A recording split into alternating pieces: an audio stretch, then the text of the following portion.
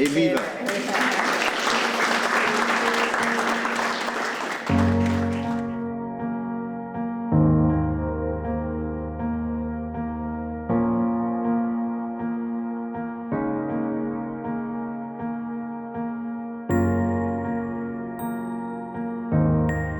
È con grande orgoglio che come assessore alle pari opportunità del Comune di Mantova siamo qua questa sera ad inaugurare nuovamente la mostra. Si chiamava in Comune Mantova 50 atlete ieri, oggi e domani, oggi si chiama 80 atlete ieri, oggi e domani. Un grande successo, un progetto innovativo ed originale per celebrare successi e vittorie delle nostre fantastiche atlete mantovane, ripercorrendo un po' la storia dagli inizi fino ai successi più recenti di tutte queste donne che hanno dedicato tanto impegno e tante fatiche per conquistare dei titoli importanti.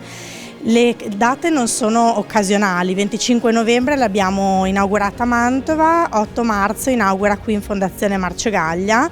due date che sono due date simbolo ma che rappresentano un giorno importante da celebrare per le donne, per difendere i loro diritti e per difendere le conquiste sociali che sono state ottenute negli anni. Un bel modo, credo, per dare valore a queste atlete che hanno fatto davvero la storia della nostra città. L'obiettivo è quello di, non lo nascondiamo, è quello di arrivare a 100, però insomma siamo passate dalle 50 di novembre dove avevamo contato però i pannelli, perché a livello di comunicazione ci piaceva questo numero 50, però le atlete erano già di più, e per questa seconda tappa dell'esposizione delle atlete dedicate alle donne atlete mantovane, ieri, oggi e domani, il numero è 80. Quindi andiamo dalle prime atlete mantovane che hanno partecipato alle Olimpiadi a delle giovanissime che si stanno affacciando adesso allo sport diciamo di alto livello indossando la maglia azzurra. Per il CONI Lombardia, per CONI Mantova è importante che lo sport faccia rete con il resto del territorio, quindi essere qui in casa Marcegaglia, grazie alla Fondazione Marcegaglia, grazie all'ospitalità della famiglia Marcegaglia,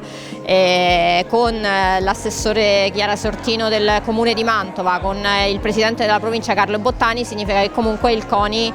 sta entrando sempre di più e fa rete con il resto del territorio, con gli enti locali.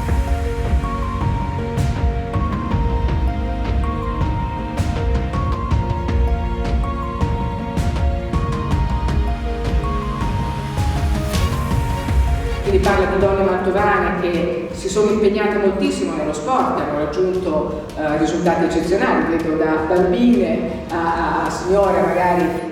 con qualche anno in più, e questo è molto bello e credo che con questa mostra noi qui festeggiamo ancora una volta le donne, lo facciamo proprio a qualche giorno dal giorno della festa della donna, non è tanto per festeggiare la festa della donna ma per ricordare qual è il ruolo così importante delle donne, e siamo, come diceva Antonio, sempre a disposizione per iniziative che possono, come dire, rafforzare il ruolo sociale delle imprese, possono dare un contributo importante e positivo alla nostra provincia e alla nostra città. Ringrazio il Comune di Mantova per aver pensato appunto a portare questa bellissima iniziativa nei territori della provincia, in particolare qui presso questa grande azienda che è la Marcegaglia, presso casa Marcegaglia. Insomma, è un onore poter ospitare questa bellissima mostra di foto di sportive mantovane femminile, appunto sport femminile, e in occasione proprio dell'8 marzo, ma sempre e comunque per ricordarci e valorizzare quello che deve essere l'impegno